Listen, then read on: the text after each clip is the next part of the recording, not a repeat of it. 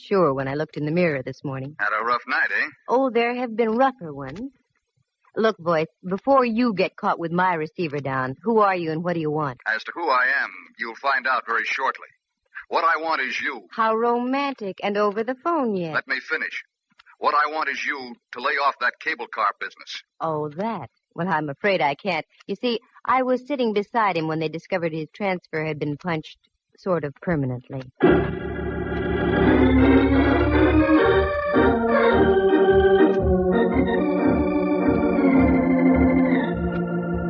That's how things happen with me. I get into the craziest routines. You see, I used to be a model. I've been told I have the proper displacement for such a career. But I found there wasn't enough money in it.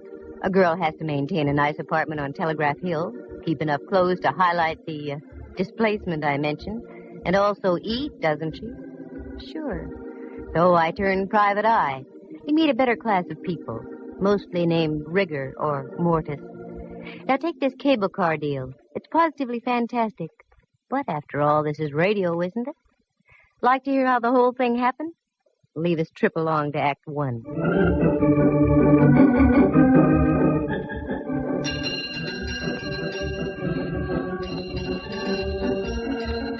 I wanted to get downtown that morning, but I couldn't take the F car on Stockton. They were ripping up about 87th Street, which is par for the course. So I walked down Telegraph Hill and up to Mason. That's where the Bay and Powell cable car stopped.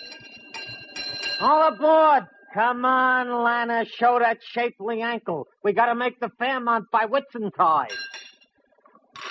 The car was loaded, and so was the character next to me. I tried to budge into the seat between him and a fisherman's wharf dowager, but I couldn't quite make it. I'd forgotten my shoehorn. Say, pardon me, but would you mind reading your Wall Street Journal over that-a-way a bit? I'd like to sit in here. Oh, if you insist. A knight of old. He budged his hips a quarter of an inch, and I slipped in, ready for my rocket ride over the hill and down into town. The trip, as usual, was uneventful. 3 smashed fenders and several choice words I'd never heard before, but I wrote them down. By the time our prairie schooner reached the turntable at Market Street, the crowd on the car had thinned out. But Buster was still beside me, his head buried in common and preferred. Market Street. I started to get down. Hey, lady, take your boyfriend with you. We're heading back up the hill. Boyfriend? I'll sue. He looks like the advance man for Lewis and Clark. How do you like that? He fell asleep over his stocks and bonds. I looked again. Hipsy wasn't asleep. Hipsy was stone cold dead on Market.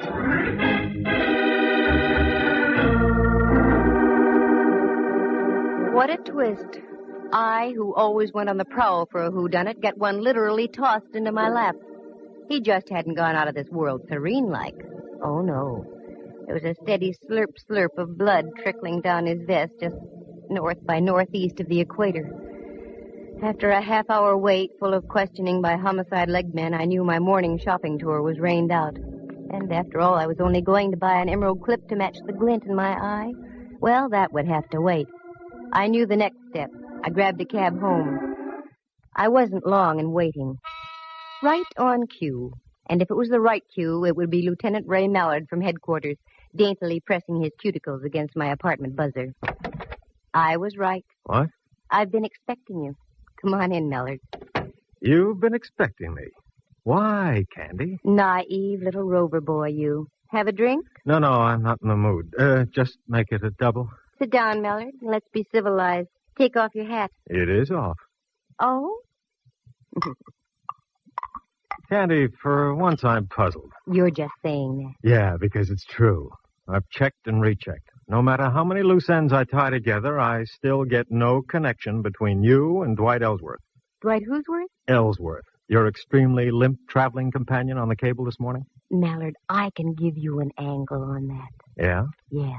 The angle being that I didn't know him from Adam. Level? Straight. Oh, look, honeypot, this mediocre dialogue is getting us nowhere. What did you haul your size 11s in here for? Oh, frankly, I don't know. Here, fill it up, will you? Well, you're not just going around in circles, Mallard. You're going around in doubles. Yeah. Like I've said before, Candy, you've got a pretty view from here. Oh?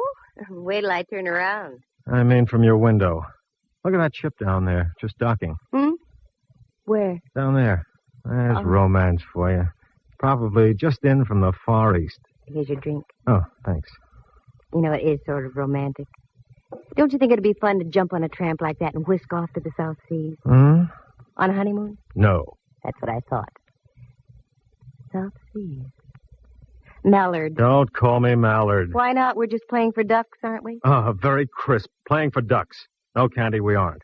Not in this case. We've got a dead man in our hands. Rudy Toot shot right through the heart. And you were sitting next to him. Sure. Go on now. Get out of here. What? You heard me. Lift your hindquarters and get back to headquarters. Candy, I don't like that look. You've got something on your mind. Yeah, but you wouldn't recognize it if I told you about it. One word of warning. Don't dabble. You're in deep enough. Got it? Got it. Here's your hat. Grab it. So long, Mallard. See you around a jailhouse sometime. Fi-fo-fum. 'Twas then I smelled a big fat fee. That great, big, kind of attractive Mallard. He missed the boat. Oh, he saw it, but he missed it. It was that ship he saw docking. That was the first time I came out of the dark since my Tunerville ride down the hill in the morning. I needed help, so I called an old friend of mine, if you can call that help. Rembrandt Watson was his name. He was a photographer and other things. He spent most of his life in the darkroom dabbling with bottles. His negatives and prints were sharp. His thought processes not quite. But he'd given me assistance in the past, so I called him. Rembrandt Watson speaking.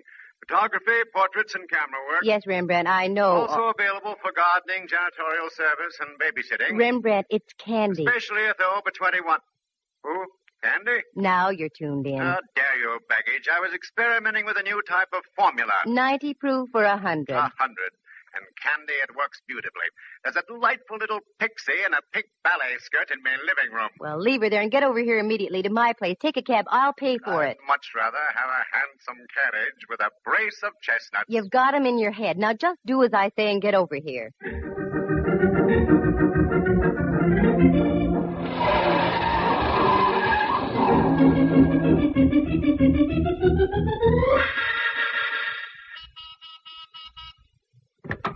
Float in, Rembrandt. Gadfrey. Where's the man to take me cloak, gloves, and topper? You're wearing a sport coat and slacks, and you know I have no man. And therein lies your basic trouble, my dear. You have no man. Now, Rembrandt. Every man should have a woman. Every woman should have a man. It's the incontrovertible law of the universe. Candy, you should have a man. You? Sure. I'm no longer a man. I'm a sprite, transcending the world. Well, stop transcending a moment and come down to earth. We've got a job to do. How poetic. How idyllic. We've got a job to do. For money? Eventually. Oh, one of those. Very well, my dear. Bring me up to date. Well, I don't really know if I can or not. Good. And I shall leave and return to me formula. Oh, no. What I mean is, the whole story is so fantastic you'd never believe it. I might. Try me, Candy. Well, I get on a cable car and sit next to a character reading the Wall Street Journal. A strange coupling. A cable car and the Wall Street Journal. Yeah. And when we get to the end of the line, my friend next to me is dead. Probably the ride down the hill frightened him to death. He looked like a used punch board. He had a neat little bullet hole through his heart. Candy, my little ballerina friend in the pink skirt is more believable than what you just told me. I told you it was fantastic, but none of how it happened. Now, sooner or later, Mallard is going to come out of his fog. And when he does, I'm going to be out of a fee. A fee that so far doesn't exist, my pretty. It will, if my hunch is right. Now, here's what I want you to do. Go down to the Chronicle and get all the back files you can on Southern Islands Steamship Company. The Chronicle? A pleasure. I have a few questionable companions there who indulge in formulas. Stay away from those companions and just do as I ask. Very well, my dove. I go, but entirely against my will.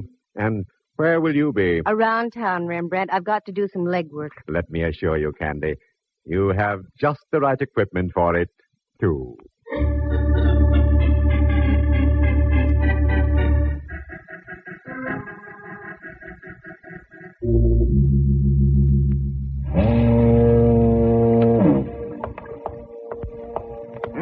What a joint.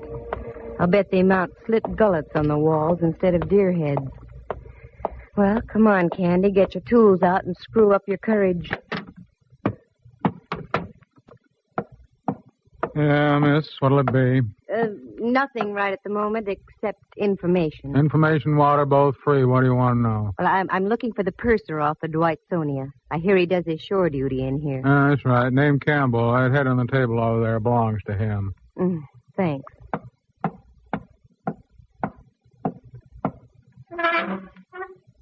Hello, sailor. Hey, Campbell. Wake up. Leave me alone. Come on, snap out of it. Who are you? What do you want? My name is Candy Matson. I want to ask a question. I'm only drinking. Go away. Not until I find out what I want to know. Dwight Ellsworth was murdered this morning. What? I thought that would bring you to. Well, that's the nicest news I've heard since VJ Day. What do you want to know? Where does his brother live? That stooge. He's got about as much spine as a water eel. Never mind. I want to find him. He seems to keep his whereabouts as secret as an atomic stockpile. The whole family ought to be knocked off. He lives out in Seacliff, 25 Dashel Road. Good. Bartender, buy my friend a little reward. And one for yourself, too.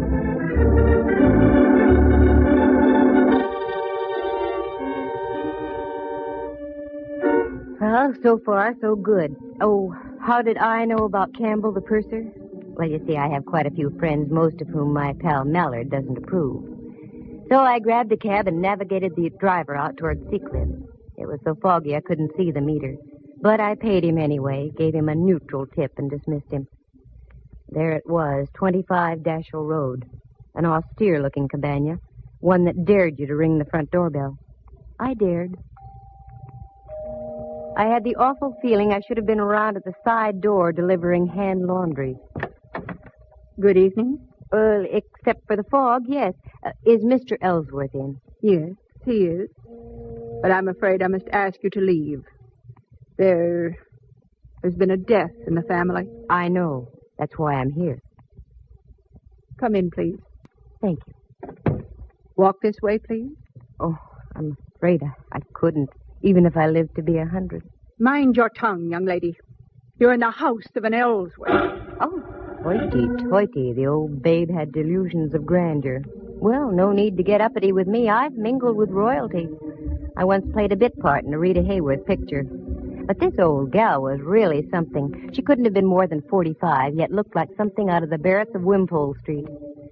She ushered me into a large-ceilinged living room, and there on the divan was my boy, his head lowered into his hands and quite obviously touched. Quite obviously. Roger, this young lady is here to see you. I don't believe you mentioned your name. Candy Matson. Matson? You in shipping, too? Of a sort. Oh, this is my wife, Miss Matson. You'll pardon me if I don't seem hospitable, but my brother was murdered this morning. I know. I was sitting next to him when it happened. You were? Don't talk to her, Roger. I don't trust her. This whole thing is a threat of some kind. No, it's not a threat. It's a business proposition. I'll come right to the point. You see, I'm a private detective. Oh, one of those persons. Put your nose back down, Mrs. Ellsworth. I want to get the show on the road. Yes, I'm a private detective, and I'm in a spot, too. The police think I'm connected with the case in some way, so I'm here for a double purpose. I'm listening, Miss Matson. Roger, I forbid you to speak with this woman. Too late, Mrs. Ellsworth. Now, this is it. I'm in this business to make money. Give me a check now for $300, and I'll find out who killed your brother. And I'll also clear myself. Roger, I'm warning you. Naturally, you want to see the killer of your brother brought to justice, don't you, Mr. Ellsworth? Don't you? Yes. Here, I'll make a check out right now. Thank you. Just make it out to Candy Matson. Payable today. A lovely collection of guns you have, Mr. Ellsworth. You hunt much? Oh, yes. My wife and I are quite fond of shooting. She's an excellent shot. There you are. Thank you. I'll be in touch with you sometime tomorrow. Mr. Reed didn't say a word. She just stood there against the fireplace and shot sparks through me. After I waved the check in the air a few times to dry the ink, she showed me to the door. Very clever, aren't you? Taking advantage of a weak-willed man. I wonder who made him that way. Don't cash that check. I mean it. Don't cash that check. Mrs. Ellsworth, $300. I need the money, badly. I need some new rolls for my player piano.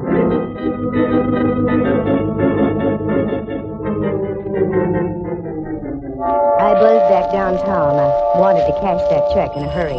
I knew of only one person who would give me the crisp green at that hour of the night. Hello, Uncle Charlie, Yukon the honest miller 28209. who ran the chase room. Uncle Charlie, in the strict sense of the word, was a gentleman. So with a tender little pat on my cheek, he cashed the check, and I went up Telegraph Hill and home.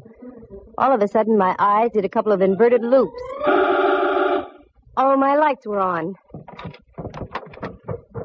Who's in here? All right, speak up. Oh, Candy, the light of my life. Come join our party. Oh, Rembrandt, you gave me a scare. You don't scare easy either, Candy. Got something on your mind? And Mallard. Well, how ducky, a midnight soiree. What goes on here? Well, that chicken you had in the icebox is delicious. Was delicious. Looks like you've done everything but eat the bones. Your vintage is superb, too, Candy. Have a little formula? No. Now, come on, what gives? That's my line, Candy. What gives? You're in on something, and I want to know about it. Oh, Mallard, believe me, it's nothing. I'm just trying to parlay a couple of hunches. Tall hunches. Look at all those clippings on the South Sea Island Steamship Company. What are they for? I meant to tell you, Candy, I had remarkable success down at the Chronicle. There's everything you want on that steamship line. Oh, Rembrandt, did you have to tell the whole world? Candy, you chide me unnecessarily. I merely had the clippings on the table when Hawkshaw here walks in on me. Okay, Candy, take it from there. I can't tell you yet, Mallard. Nothing makes sense yet. I've got about 4 loose ends that need tying off. I'd only put 2 men to following you. I'd save myself a lot of grief. 2 days, that's all, Mallard. Just give me 2 days. I think I'll have it for you. All right. But don't forget, the boys down at Kearney Street headquarters don't love you the way I do. 2 days. No more or less. I gotta go. Thanks for the fowl, chicken. Very gay. Here, Rembrandt, here's $50 for you. 50? My word. What's all this talk about a recession? Go on and take it. Go someplace and stabilize the economy.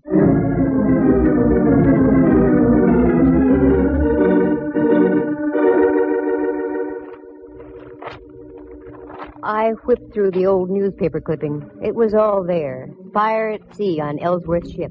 2 seamen lost off Ellsworth's ship near Honolulu. South Sea Island line ship loses rudder in storm. On and on it went over a period of 3 years.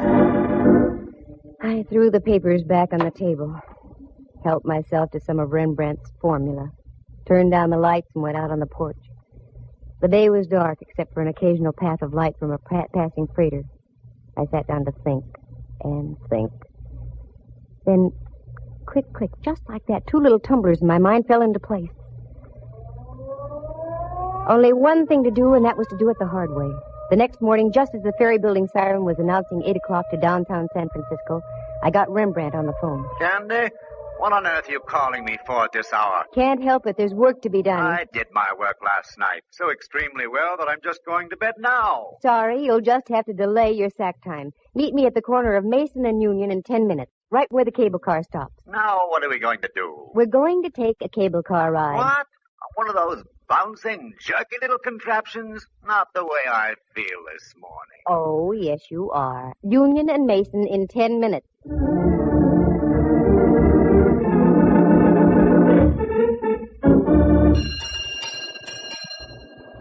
All right, Rembrandt, get on. This is the silliest thing you've ever done, Candy. Maybe. We'll see. Dwight Ellsworth was already on the car when I got on here. And alive. How could you tell? He mumbled something when I asked him to move over. Sounds logical. Although I once remember stumbling into a corpse who mumbled for hours after it had been liquidated. Rembrandt was in one of his rambling moods, so I let him alone. The car pulled over Mason Street, down Washington, and then swung on to Powell and up the hill. Now I watched the buildings and apartments carefully. There was a little red brick building, now a big apartment house, a woman's residence club, and so on. Then over the hill, more apartments, and the possibilities petered out at Bush. Well, only one thing to do. Canvass all those blocks between Washington and Bush. Okay, Rembrandt. Off the car. The strangest corpse I ever did see. What'd you say, Candy? Off the car. Come on. Now what? I just want to get to bed. Well, not for a long time, Boy Blue. Now, here's the pitch. You take this building, and I'll take the next. We'll alternate as we go along. Ask if a tall woman with a horsey face and dressed something like Queen Victoria ever lived around here. Oh, Candy. I know it sounds wild, but it's got to be A done. horse with a tall face and dressed something like... Oh, Rembrandt, look at me. Get that smoke out of your brain. A tall woman with a horsey face and dressed something like Queen Victoria. You got it? Got it. Okay, get going.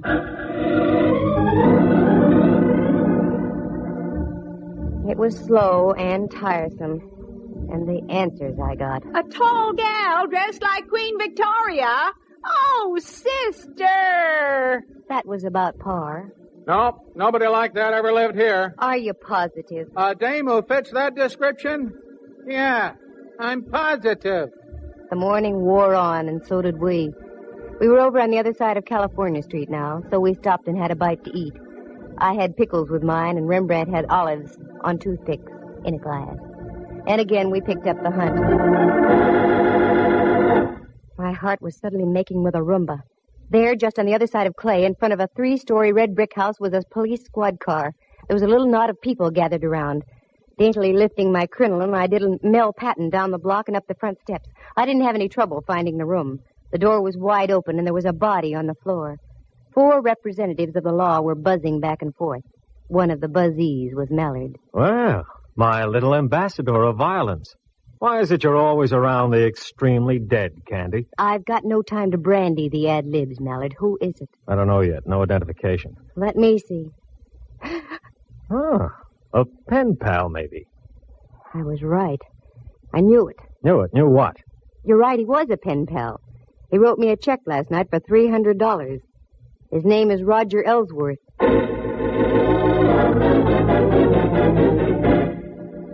Very interesting. Must be open season on Ellsworth. Okay, Candy. Time you filled in the blanks. Start. Wait a minute. I want to look at the window over here. Mallard, there are a couple of younger Ellsworths living around town here. I'm sure you'd like to see them stay healthy. Yeah? Get out to 25 Dashiell Road and pick up an old crone also named Ellsworth. 5 will get you 20. She's the one you're after. All right. But you get back to your place and stay put, understand? I want to have a more illuminating chat with you. Oh, Mallard, I'm just like putty in your hands.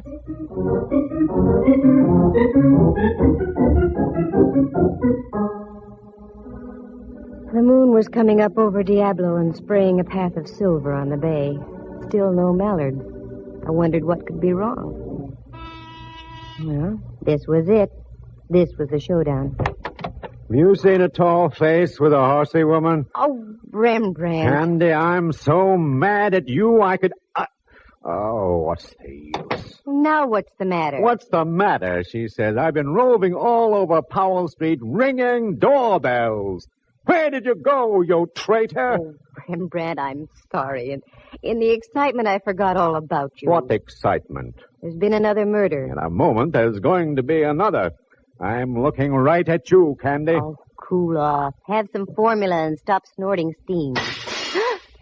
What was that? Your window, Candy. It just shattered. What? Oh, wait a minute. That window didn't shatter by itself. Quick, get the lights, Rembrandt. Now duck down here. What sort of a silly game are we playing now? This isn't a game, believe me. Candy! Candy, are you all right? Yikes, it's the gumshoe. Yes, I'm all right. Where are you, Mallard? Over here. 2 houses over. We've got your girlfriend trapped on the roof next to you. Don't move and stay covered. Okay. All right, Mrs. Ellsworth. Are you coming down peacefully, or do we have to play cops and robbers? I'm not coming down until I get that Candy Matson. She did it. She forced me to kill my own brother-in-law. Have it your own way. Okay, loosen her up a bit, boys. Better than the 4th of July. Keep your head down, Rembrandt. Oh, is that what was up? Ready to come down, Mrs. Ellsworth? No, I'm not. That hateful woman. She's ruined my whole life. All my plans. Just because of her snooping and prying. She's going to die, I tell you.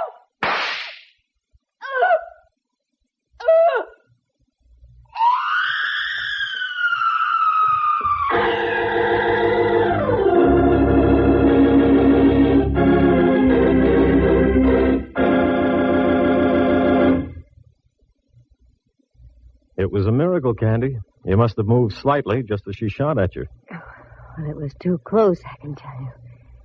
She's dead? Oh, decidedly. I think she was dead before she hit the ground. That one shot got her. We went out to her house, and she was just driving off when we got there. We trailed her up to North Beach, lost her for a block, and then spotted a car at the top of the hill here. We arrived just as she was getting on the roof next door. Okay, now you tell me your little dream. Well, it was that ship docking that set my wheels going around. The name Ellsworth started burning in back somewhere. Mm-hmm. You saw the clippings we dug up. Yeah. The South Sea Island steamship lines were slowly being sabotaged. I did some checking, and I found that the insurance companies weren't going to renew. Yeah. I don't know why I didn't tie that in sooner. Oh, it's just that you have too many things on your mind, Mallard, dear. I went out to the place on Dashiell Road, and when I left, I was pretty sure the old girl had knocked off her brother-in-law. Why? Well, for several reasons. One, she was a venomous old witch. Two, you've never seen such a collection of guns in all your life. And her husband admitted she was a darn good shot. I also saw one little pot gun that was very interesting. It had a silencer on it. Uh-huh. That was the one she used on you tonight. And also the one she used on Dwight Ellsworth from the window of that apartment where you found her husband. How do you know? Go back there.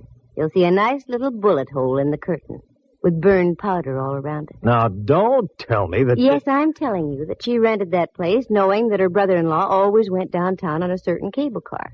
She waited that morning until we were riding by, and she plunked him. I have now heard everything. And the reason? Dwight Ellsworth, rather than fighting the insurance companies, had decided to sell his steamship line. But the old gal thought she'd beat him to the punch by knocking him off. The steamship company would then fall into her husband's hands. Yeah. What about her husband? Well, after he gave me the check and I left, they evidently had a fearful row, and she spilled the beans. Somehow she lured him down to that place on Powell and gave him some lead poisoning, too. And that's all there is to it. Candy, I wish you'd have told me all these things earlier. We might have been able to save the life of Roger Ellsworth. No, it wouldn't do any good. Because if she hadn't killed him, I was going to. What? Mm-hmm. While I was waiting for you to get here, the phone rang. It was Uncle Charlie, the honest miller. That no-good Roger Ellsworth. His check bounced like a brand-new golf ball. What's so funny, Mallard? Listen in again to the further adventures of Candy Matson, Girl Sucker. Well, that's the way it goes. Sometimes you win, sometimes you don't. In this case, nobody did, except Rembrandt. He'd stocked his darkroom with $50 worth of formula, and not the kind you use on negatives either. Let's see. Murder on a cable car, Dwight and Roger Ellsworth done in as well as the old gal. One check that bounced. It really does sound fantastic, doesn't it? But I told you this was radio, didn't I? Oh, wait a minute. Maybe I did come out ahead at that. On the way out, Mallard leaned down and kissed me. The first time it ever happened. You know, at times it's kind of fun to be in the arms of the law. Listen again next week at the same time. For excitement and adventure, just dial... Candy Matson, Yukon 28209. Heard tonight were Helen Cleve, Jack Cahill, and Harry Bechtel, Jack Thomas as Rembrandt, and Henry Leff as Mallard. The program stars Natalie Masters as Candy and is written and produced by Monty Masters.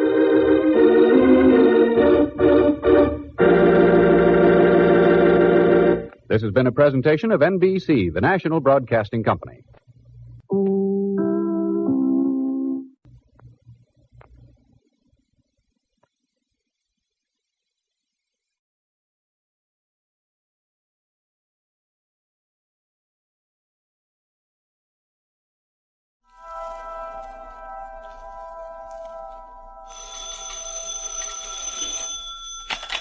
Hello, Yukon 28209. Yes, this is Candy Matson.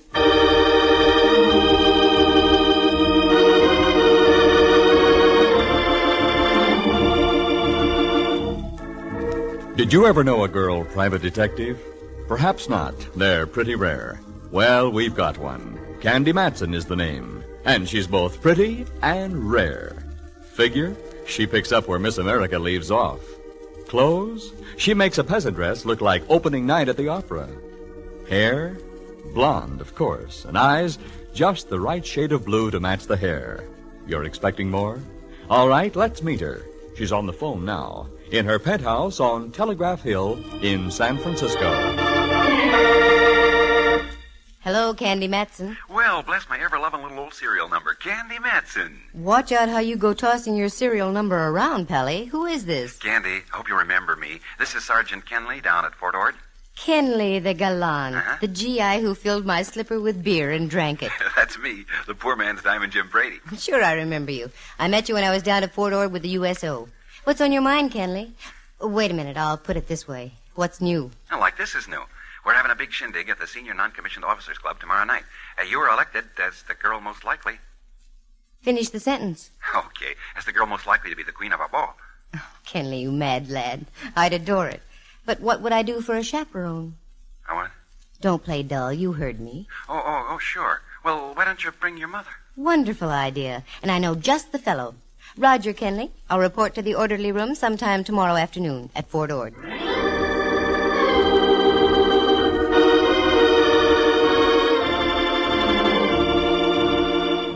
That's the way things happen with me, so casually. I'm at home on Telegraph Hill overlooking San Francisco Bay, polishing a few old sapphires, when the phone rings.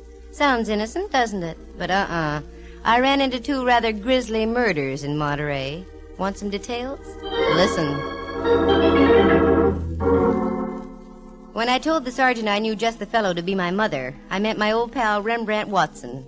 In former days, Rembrandt, an A1 photographer now that he doesn't imbibe, used to see double by noon, triple by 4, and complete darkness by 8. One night the darkness became too dense and he suddenly saw the light. That's when he threw all his bottles out the window. Of course, he was arrested for disturbing the peace, but he hasn't touched a drop since. And when I mentioned Rembrandt as my chaperone, I wasn't fooling. He's been like a mother to me many, many times. He was just back from his vacation, so I got in my car and drove over Powell and down California Street. At Grant Avenue stands Old St. Mary's, and on the bell tower just underneath the clock, there's a sign that says, "Son, observe the time and fly from evil." I'd seen it before, but somehow that afternoon it had an added meaning. I parked my car and went across the street to Rembrandt's apartment. Candy. Rembrandt, you old dear, how are you? Wonderful, just wonderful. Darling, you're looking simply grand. Oh, slice it thinner, Rembrandt. You've only been gone 3 weeks. Sorry, dear. Do come in, won't you? I'm just having some tea. Won't you join me, Candy? I'd love it. It's all ready. Boogly beep, beep, bleep. Bop. Wait a minute. What was that again? In case you don't know, Dove, that's Bob. Where did you ever pick up Bob? I was visiting a friend of mine last night, a professor of psychology, over at that institution across the bay. California? No, San Quentin. He's a penologist. He played some Bop records for me. Well, what do you think of Bop, Rembrandt? They say it's the latest thing. Why, girl, I can remember when they were playing Bop back in 1926. You can? Certainly. Only in those days they called it Vo-do-do-de-o, Vo-do-do-de-o-do. Here's your tea, Dove. It's warm. Thanks. What brings you by this afternoon, Candy, dear? You. I've got an invite to a ball for both of us. How delightful. I'll get my Grand Marshal's uniform out of me trunk. It's not that kind of a ball, Ducky. It's just a dance for soldiers at Fort Ord. Fort Ord? That's down in Monterey. That's right. And I want you to go along as my chaperone. Candy, I'd really love it. Good. I'll pick you up at noon tomorrow. Oh, I'm sorry. I have an appointment at 2. You run along, and I'll get the Del Monte special. Okay, and I'll pick you up at the station in Monterey? Splendid, splendid. Oh, by the way, dear, I'm just a little... Oh, sure. Here, take 20. Oh, no, not that much, Candy. No, yourself, I insist. Oh, I'm so glad you're firm about these things. Thanks ever so much. Not at all. Thanks for the tea, Rembrandt. I'll see you in Monterey.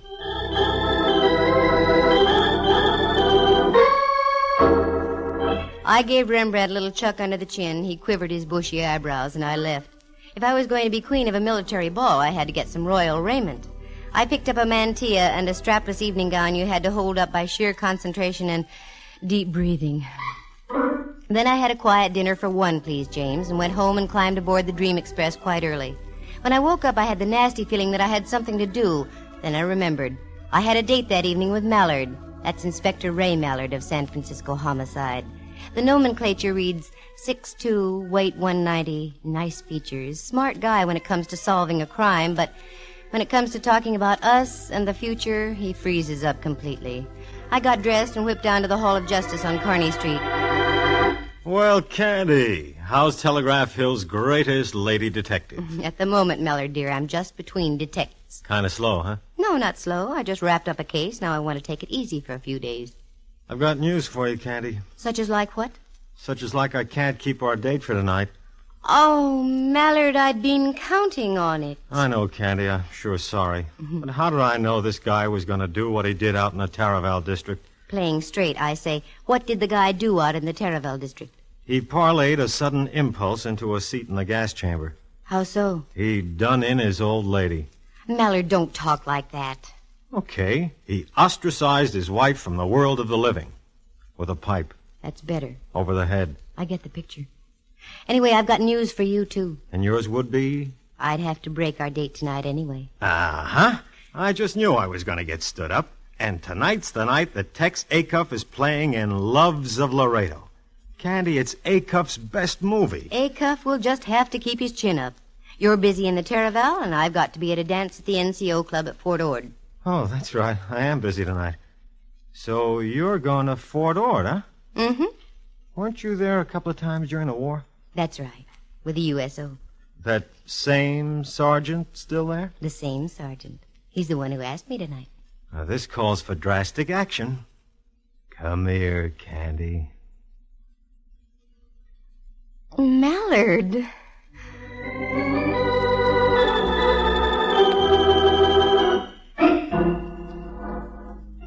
It was one of those rare moments. Mallard kissed me. Part of me floated out of his office. Then part of me floated back in and picked up the rest of me. Then all of me floated out again. Then I realized I'd forgotten my hat. I went back and got it. Then I saw I didn't have my purse. I went back and got that. Keep this up and you won't even get past Market Street, let alone to Fort Ord.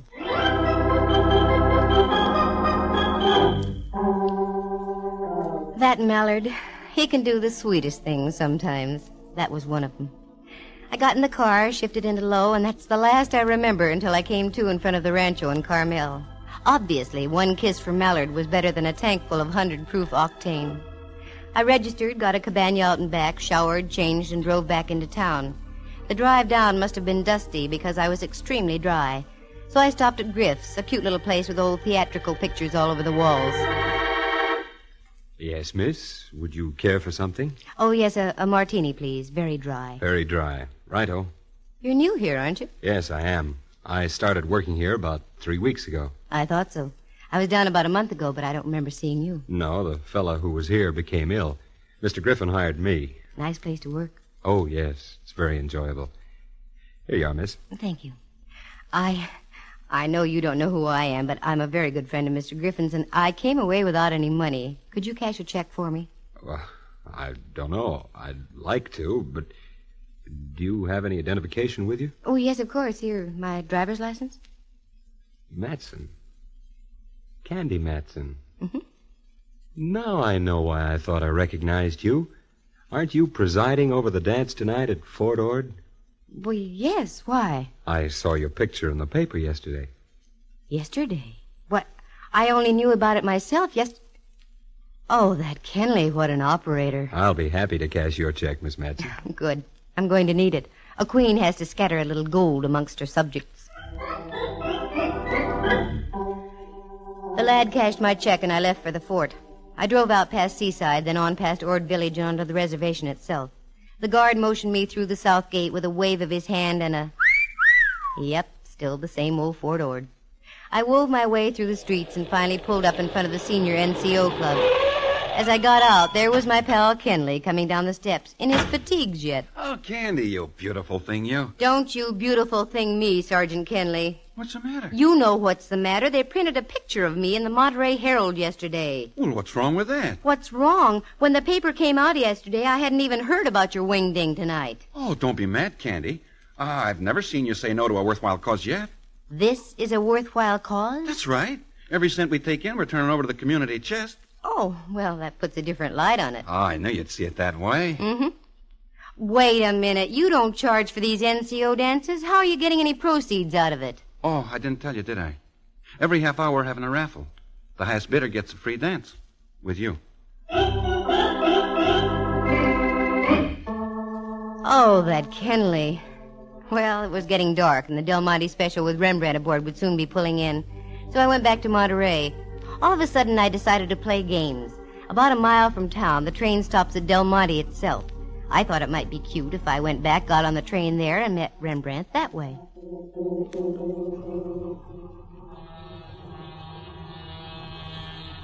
There she was, coming right in on schedule.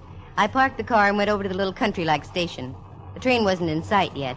It has to make the bend around Seaside. There it was. Now the headlight was sending its beam down the shining rails. It stood out like a beacon in the Monterey twilight. Then I saw it.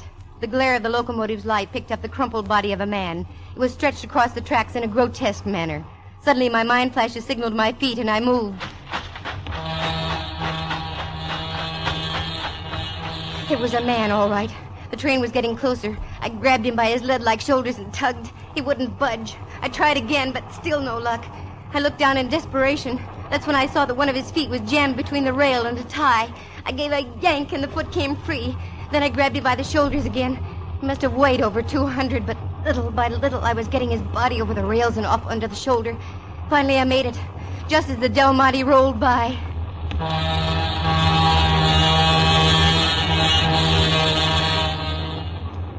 The body had fallen over on top of me as I pulled him away from the rails. I shoved him to one side and he flopped over. As he did so, I realized my companion was very cold, very limp, and very dead. A card fell out of his pocket, and I did the natural thing and picked it up. By that time, the train was pulling out. I tried to catch it, but it was too late. It was only a mile into Monterey, so I left my cold friend and drove in after the train. I got snarled in a traffic jam just before I made the right turn into the station, so Rembrandt was waiting for me as I drove up.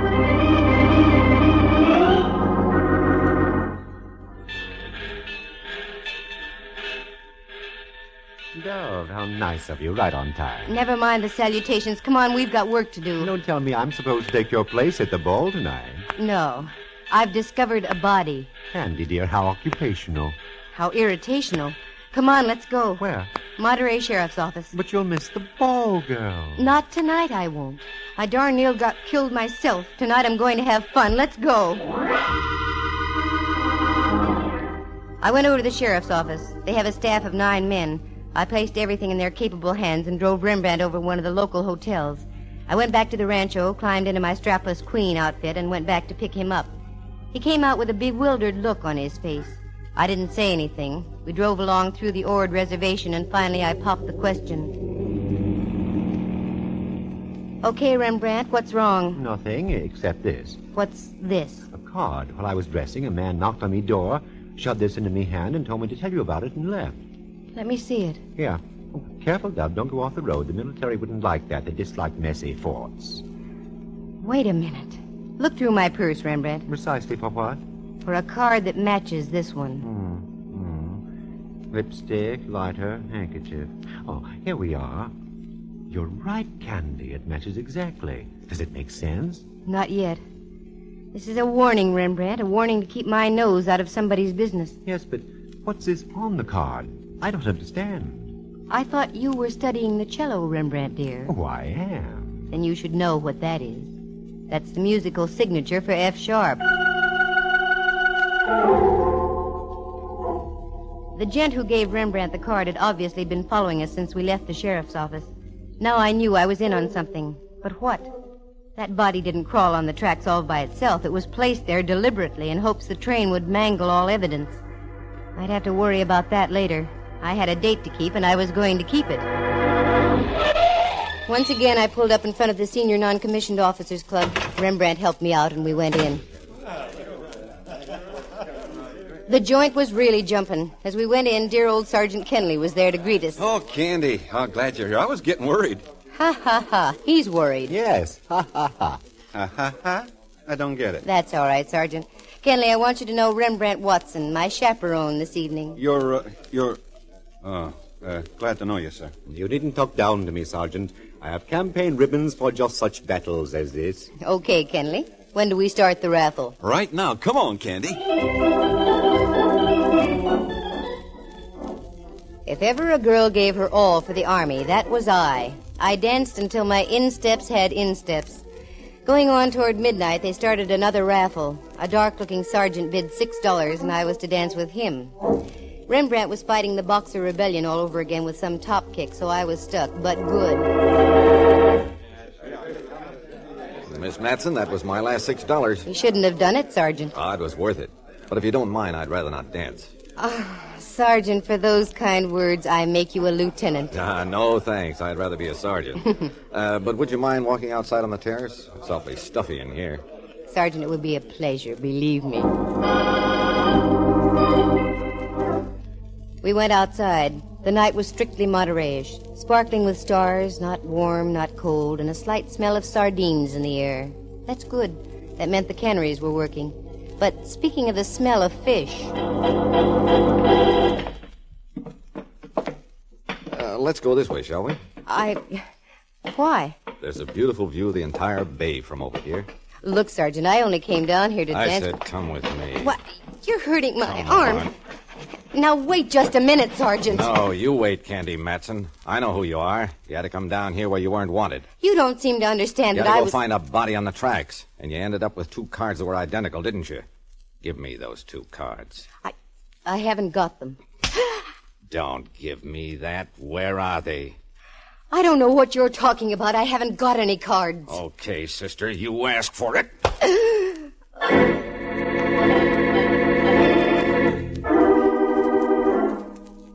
The sky was whirling. Time was nothing. I was in China. I was in Cuba. I was nowhere. Suddenly, things came into focus. I was out in back of the club, and Rembrandt and half a dozen GIs were standing over me. There, Ducky. You're going to be all right. What happened? I got slugged, that's what happened.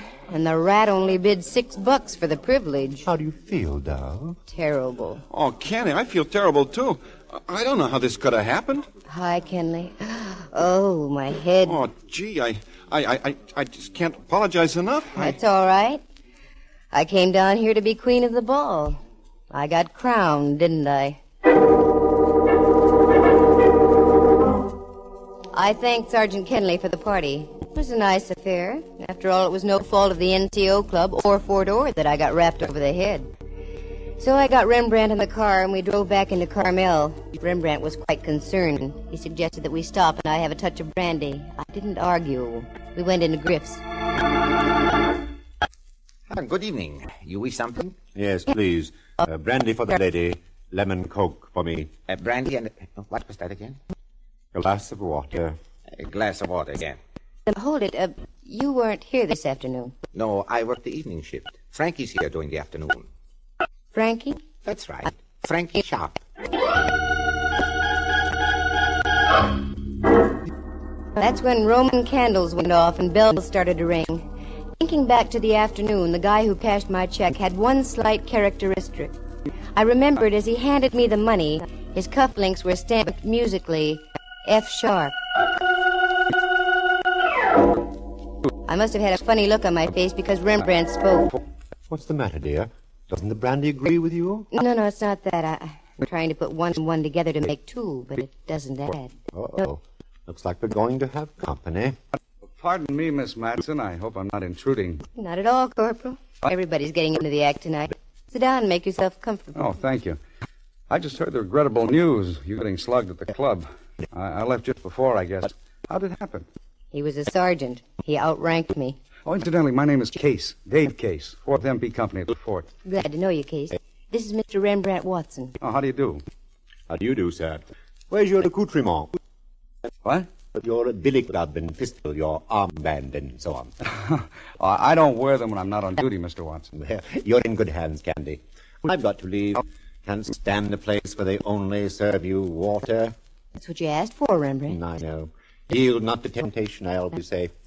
I'll do a bet you, Corporal Case. Yeah. Good night, Candy, dear. See you in the morning. You two just stay and talk over the Battle of the Bulge, that knob on Candy's head. Good night, Rembrandt. Does he always duck out on you like that, Miss Matson? He's a man of whims. That's why I like him. This brandy isn't doing anything for me. What I need is some air. Corporal, do me a favor and walk me down to the beach and back, will you? Why, I'd be delighted. We left Griff's and walked down Ocean Avenue to the beach. There was a half moon shining down from the east and hitting the waves. It made the ocean look almost luminous.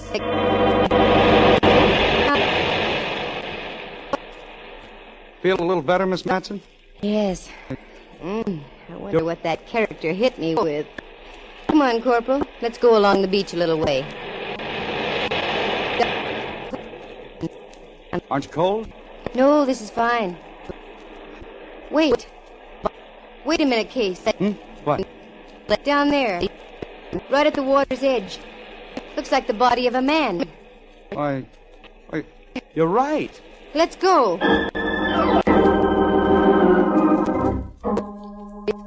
We ducked around a clump of brush and hightailed it down to the water.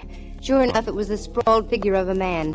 Every time a wave came in, the body would change position, setting new patterns of crumpled legs and oddly shaped arms. Give me a hand, Case. Help me roll him over. Okay. There. Hey, look at this. What, Miss Matson? Do you know who this joker is? This is the lad who flattened my skull at the dance tonight. Yeah, I'll bet he's awfully sorry he did it now. He's quite dead. The corporal and I pulled and tugged and finally got the boy high and dry up on the beach. Then we ran up to my cabin. Operator. They must have closed the switchboard for tonight. Well, you wait here, Miss Matson. I'll run up into town. There's usually a prowl car there at this hour. Okay, but hurry, Corporal. Case slammed out the door and I was left alone. I walked over to the cabinet, got a cigarette and lit it. Thoughts were going through my head like a roulette wheel, but none of the thoughts were dropping in the right slot. Then suddenly... Did you ever get the feeling you weren't alone? That a pair of eyes was watching your every move? I wheeled around. There he was, standing over by the closet door. Good evening. My bartender friend of the afternoon. Enjoying your cigarette, Miss Matson? Yes. Yes, I am, Mr. Sharp. Fine. Drag on it. Drag deeply. The last drag always tastes the best. What's on your mind? You've been on my mind ever since you pulled that body off the tracks this evening. Was that one of your jobs? Oh, yes. Hadn't you surmised by my musical signature? Wasn't that being rather dramatic? I don't think so. All great artists sign their work. Why shouldn't I? I came here to paint. But they only laughed at me, jeered. So I decided to paint in a different manner. It was beginning to pay dividends, too. But you and the others, you had to spoil it. I could have been big. Do you understand? I could have owned this whole country. Oh, no, Frankie. You leave too many of your cards around. Recognition. There has to be recognition for everything done in this world. Look. Here. I've got another F-sharp card, Miss Matson. So I see. I made it especially for you. About an hour ago. Is that when you held your pal's head under the surf down there on the beach? Shortly after, yes. And now I shall have to work fast, won't I? Your corporal friend with the muscles will be returning with the police. Over there against the wall, Miss Matson. You can't get away with this, Frankie. I think I can. You see, everything I touch must either live or die. In your case, it's too late for the former.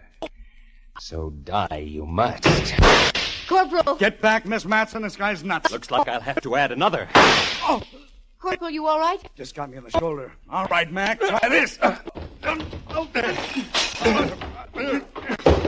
Hang on to his gun arm, Case. I'll try to get him with this lamp. Never mind that. He's going to drop that gun right now. Oh! Quick, Corporal, down the hall. You'd better hold it sharp. I'm warning you. Okay, you asked for it. Oh.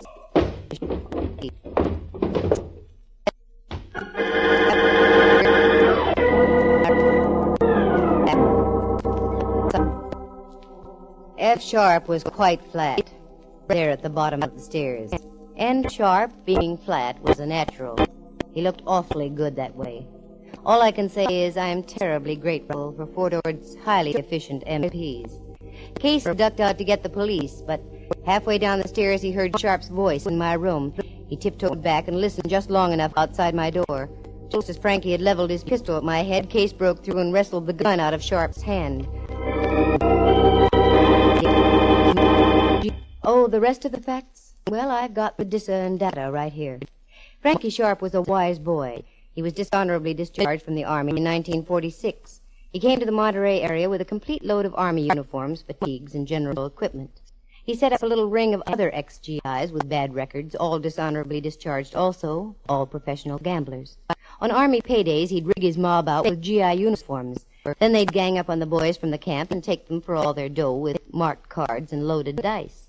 The gang was familiar with Army routine, so it was easy for them to make like real soldiers. But Frankie Sharp was keeping too much of the loot for himself, so he decided to set up a new gang. One by one, he had his boys marked for sudden and violent death. The first was the guy I pulled off the tracks. Sharp and the fake sergeant who slugged me were parked up on the highway watching to see the Del Monte Special put on the finishing touches. When the gag misfired, they followed me, found out where Rembrandt was staying, slipped him one of their business cards as a warning for me to stay out.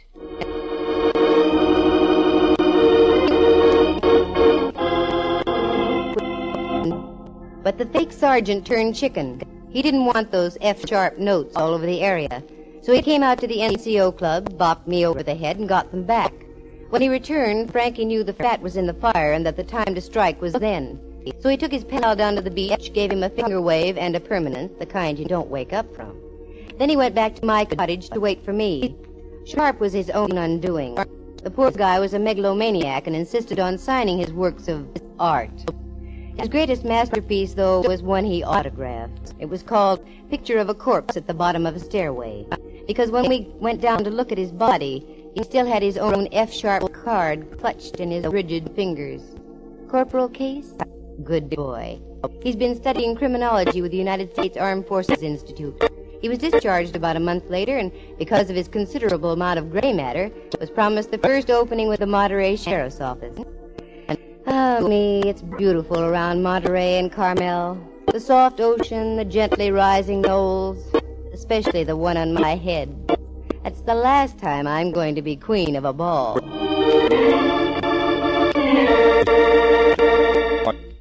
Listen again next week at this same time. For excitement and adventure, just dial... Candy Matson, Yukon 28209.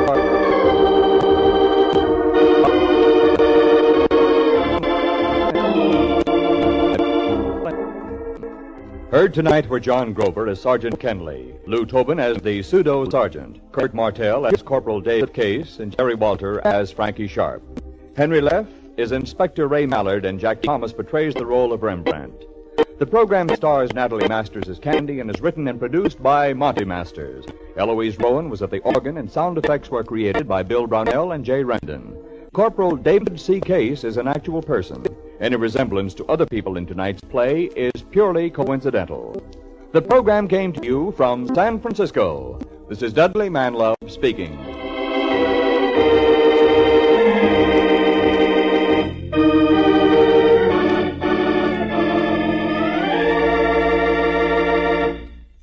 You are tuned for the stars on NBC.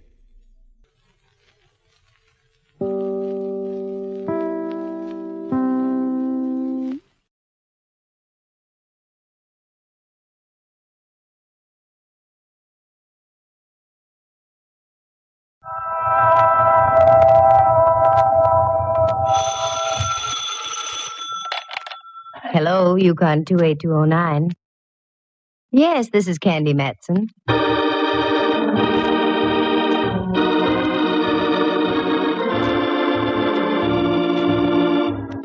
The National Broadcasting Company presents Candy Matson, Yukon 28209.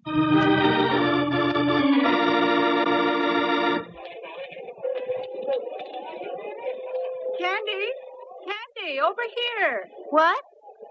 Why, Myra Fisher. What are you doing here in a department store with your work clothes on? I work here, dear. I'm a wage slave. Well, I must say on you it looks good. What do you slave at? I'm head of advertising and promotion. Well, quite a spot, hey, girl? Well, it was until this morning. Oh? Now my neck is in the fire. What'd you do? Forget to proofread one of your ads? Nothing so trivial, dear, believe me. But am I glad to have bumped into you? Maybe you'll change your mind when I tell you I've been shoplifting. No, I'm serious, Candy. Could you spare a moment and come on up to my office? Why, sure. And wipe that frown from off your brow. It's wrinkling your makeup. Well, yours would wrinkle, too, if you had a missing Santa Claus helper on your hands. Well, now, there's a situation. And it almost broke Candy Matson's heart when someone told her there was no Santa Claus's helper, one Jack Frost. Listen, here she is now to tell you about it. That's right, what the man said. I ran into a deal where we had a missing Santa Claus helper, Jack Frost. The gent with the icicles was supposed to talk to the tiny tots at the Brownstone, one of San Francisco's larger and classier department stores. I'd gone down there that afternoon shopping. I wanted a bow tie for my old pal Inspector Ray Mallard of the San Francisco Police Department. A bow tie that lit up and spelled Cossack when you pressed the button on the battery. That was when I bumped into this gal, Myra Fisher. We went up to her office on the 6th